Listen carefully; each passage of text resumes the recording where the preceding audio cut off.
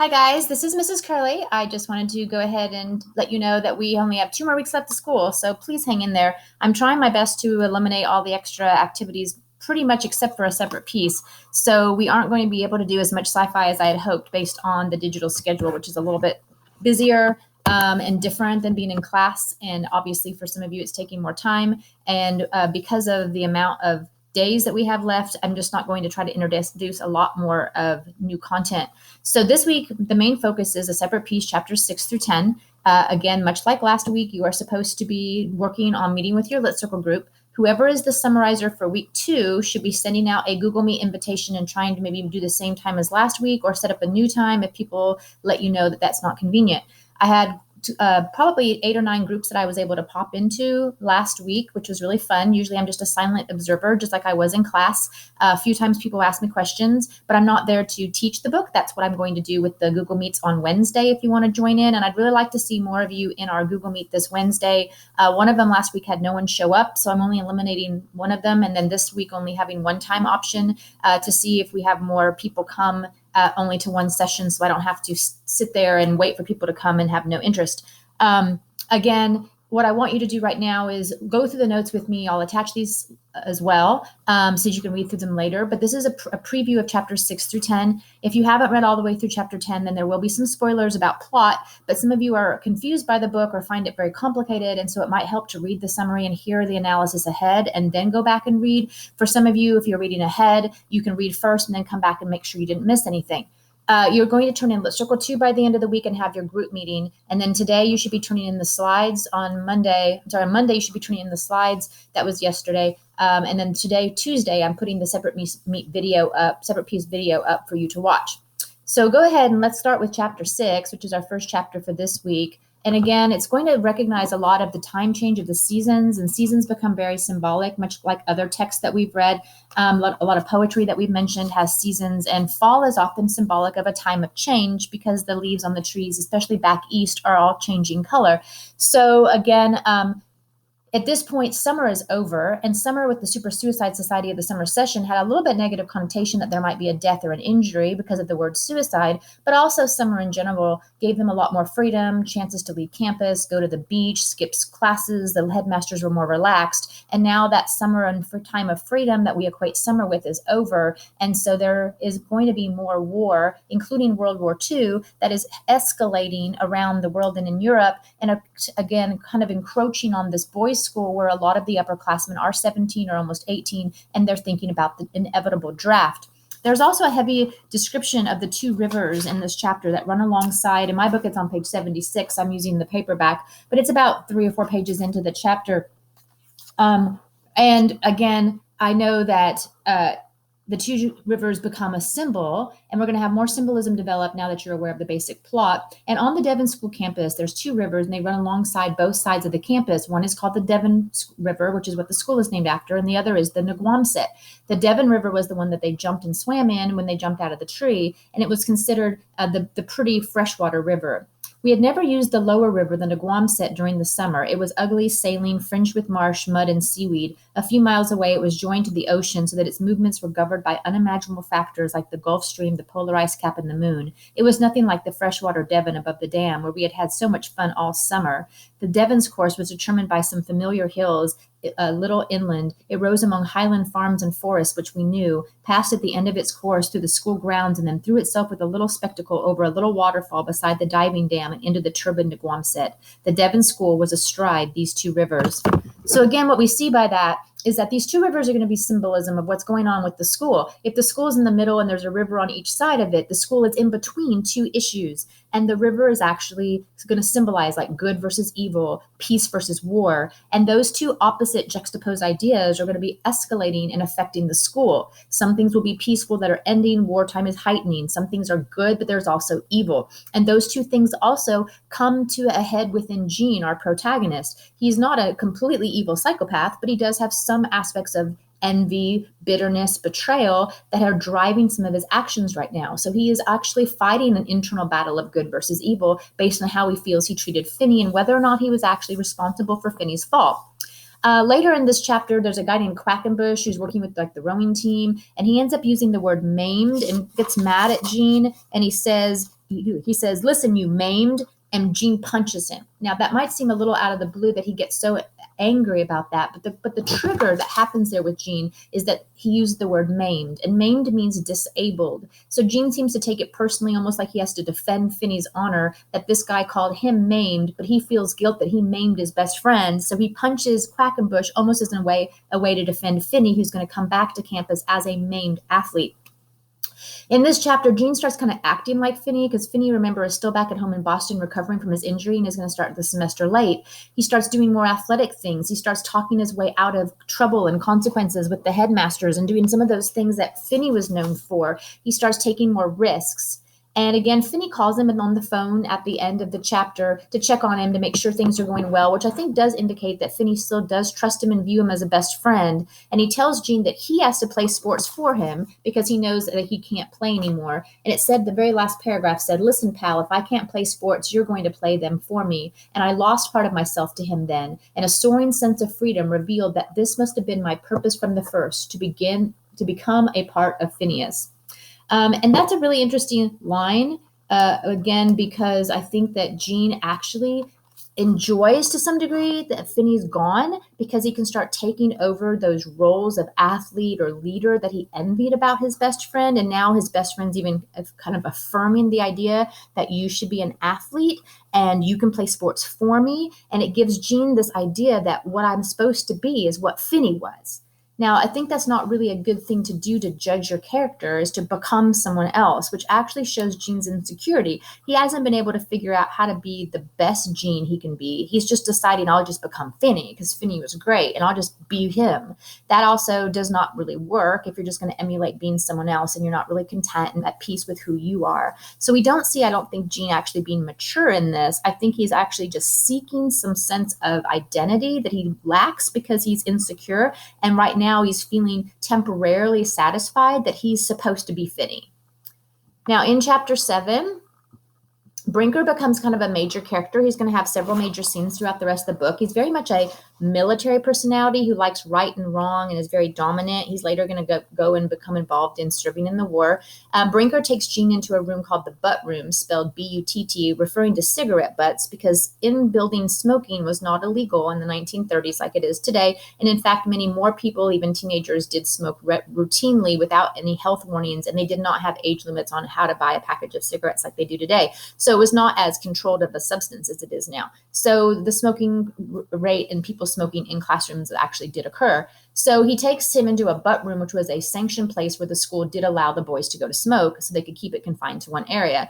Now, the author starts using a lot of diction or word choice about war in this chapter, which lets us know that there's multiple levels of war going on. We have World War II, the big one, and then we have the war among some of the boys like Brinker and Gene, and then we have the closer friends like Finney and Gene, and then we have Gene with himself. So we have all these levels of man versus self, man versus man, man versus world. As you think about like a concentric circle of circles going out, we have multiple levels of war. Now, again, they jokingly start kind of like teasing him that he's on trial for knocking Finney out of the tree and for killing him because he's not come back to campus. Then there's war terminology like calling Gene a prisoner, and Brinker introduces him to the boys in there by saying, "Here's our prisoner, gentlemen. I'm going to turn him over to the proper authorities." And they say he is guilty of treachery, which is like betrayal to your country. And they start saying that he was guilty of killing Finney. Now, Gene does start feeling really guilty and nervous about this scenario because we already know from the first-person narrator that he does have guilt over what happened to Finney, but these boys don't know that, and right now it's just a joke.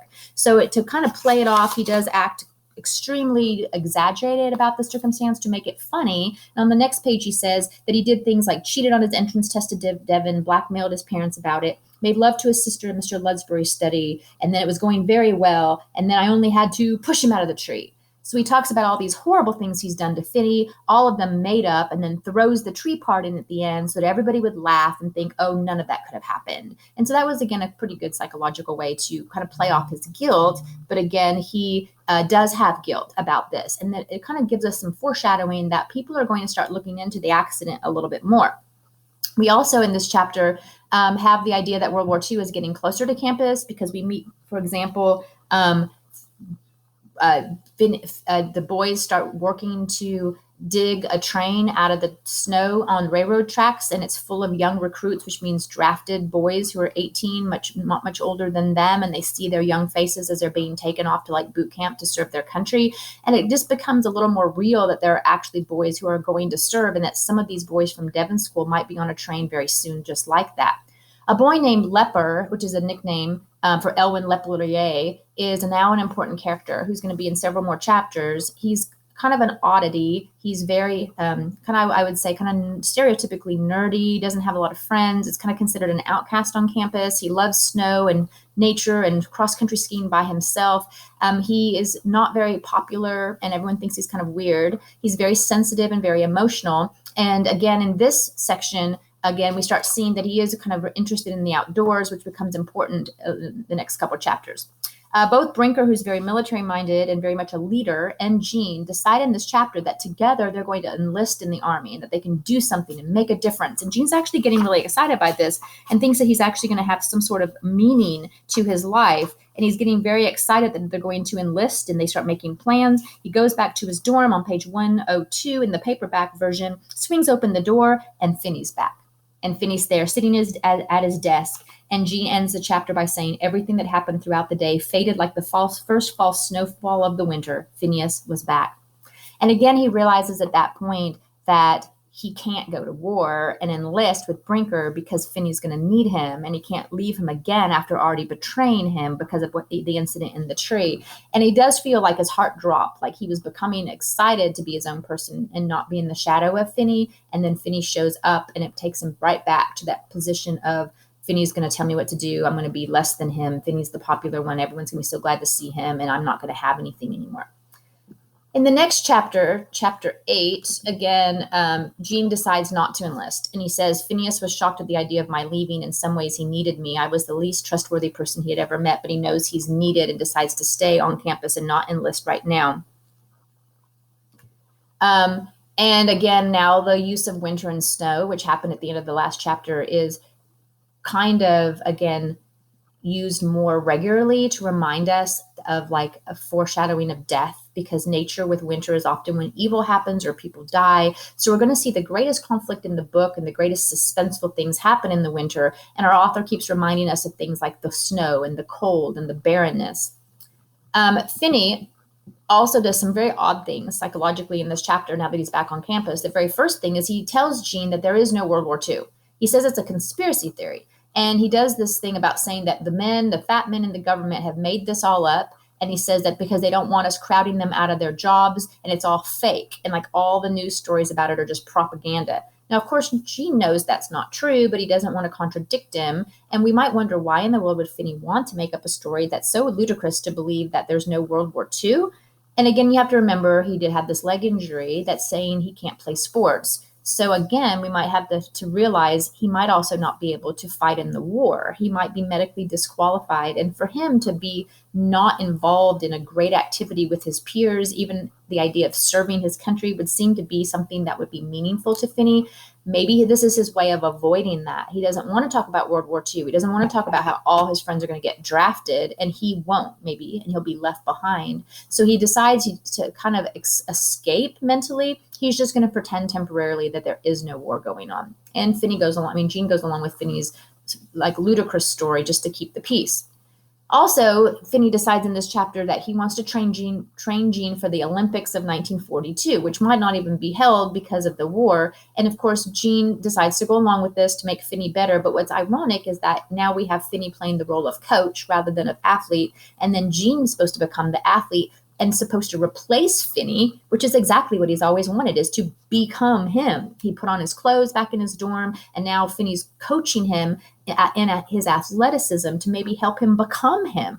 And so it's kind of a strange dichotomy that Jean wants to be Finney because he feels that's his idea of being a secure person. And Finney's trying to escape the idea that he's a broken person and not accept his injury. So he's kind of distancing himself from that and keeping himself mentally busy by taking on the challenge of making Jean become him. So they're both sort of avoiding things that they need to deal with by trying to live in a fantasy world. And again, they can't do this forever. But again, for right now, it meets their needs psychologically not to have to deal with the truth. Now, in chapter 9, War recruiters visit campus and show a video, like a promotional video, to entice the boys to thinking that if they enlisted before the age of 18, rather than waiting for the draft, they'd get a better position. And they show this video of everybody skiing. And again, Gene says it was the cleanest image of war I had ever seen, because there's no fighting, no shooting, no bloodshed, no battles. It's just people skiing, looking like they're on vacation. And so it's going to make the boys think, oh, I want to do that. And so, of course, Leper would be the character who is most interested, because we know he likes skiing and we know he likes nature and he's outdoors in the snow and he's kind of a loner. So, of course, he signs up and enlists in the ski troops, and then he ends up leaving campus. Now, most of us would realize that someone as sensitive and emotional as Leper is probably not going to do well going into an enlistment situation in boot camp. So we'll hear about him in the next couple chapters.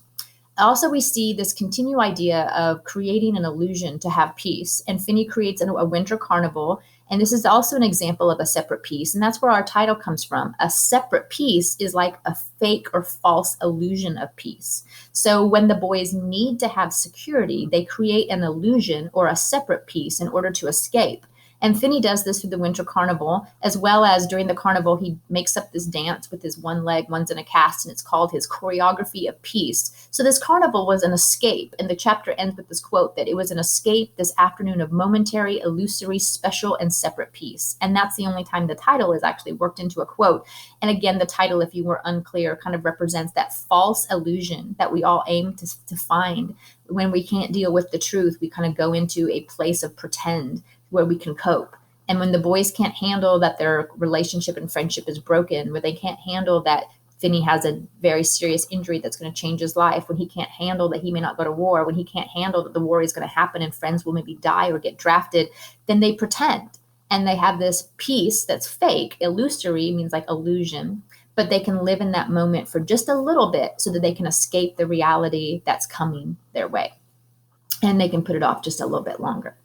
Unfortunately, the piece is abruptly interrupted when a telegram is delivered to Gene at the end of the chapter from Leper. And it says to meet him at the Christmas location, which he realizes is Leper's parents' home, where he would go for Christmas break in Vermont. And he says he has escaped, which obviously does not sound very positive, because he's supposed to be off in the army serving. And it's signed his best friend, which confuses Gene, because Gene doesn't feel Leper was ever his friend at all. He's just a casual school acquaintance. But it was just really sad, because we realize Leper doesn't really have any friends. If the closest person he could contact in a time of need is Gene, who feels like he really didn't know him. But by feeling that he's desperate, he does feel obligated to go and try to help him, and he does leave campus. And that's where chapter 10 takes place. So the last chapter for this week is chapter 10, where Gene does go to Vermont. I guess he knew where Leper's family's home was, and he travels there to help Leper, who's hiding out. And he says he's escaped, and Gene's thinking about, how do you escape from the army? You don't escape from the army.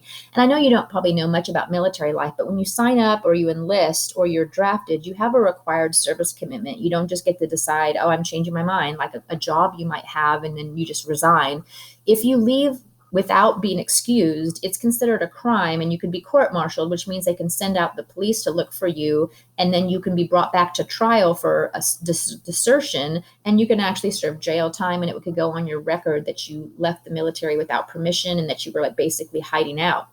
And so he's gone AWOL is what it's called. And that's an acronym that means absent without leave, where you do not have permission and you just escape by running away from your service contract that you've signed a document to that you would serve, or that's legally required in wartime.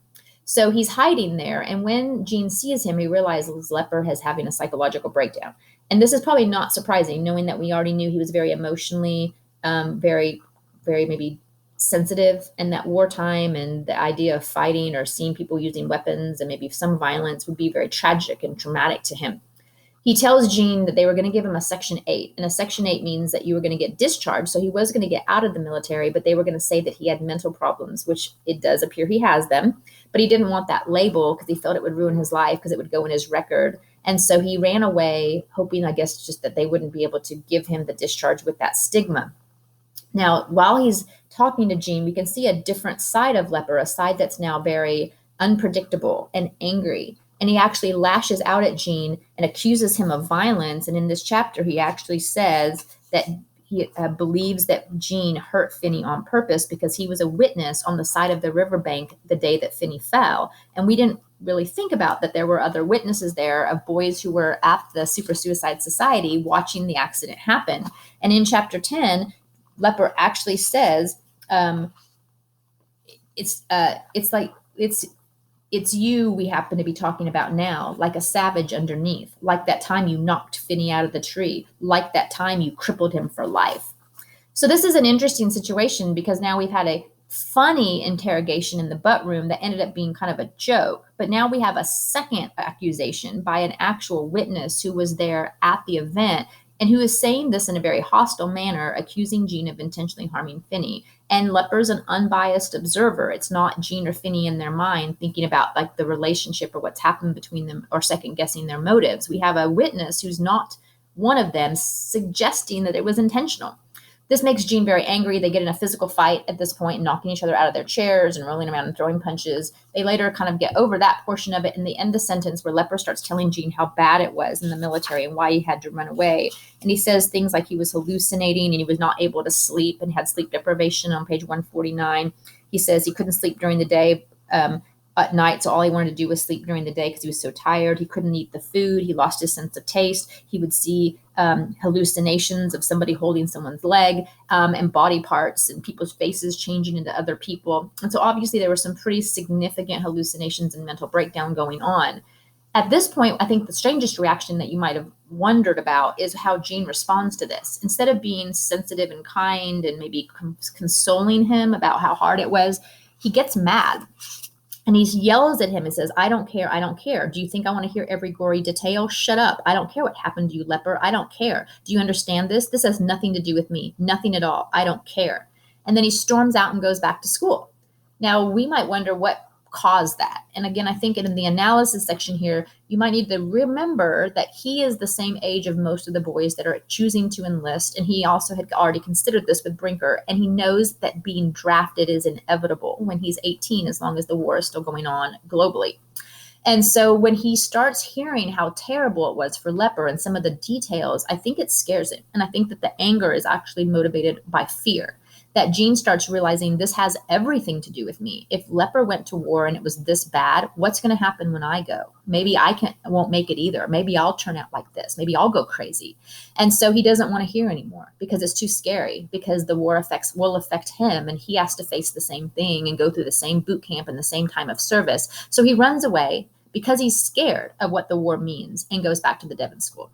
So that's the end of chapter 10. The next week, we're going to finish the last part of the book, which I think the last chapter is 13. So we're going to have 11 through 13 with 4 chapters to finish. So if you want to read ahead over this week or the next weekend, you can go ahead and read it further. But your chapters that you'll be working on for Lit Circle 2 this week and then talking about in your group will be chapters 6 through 10.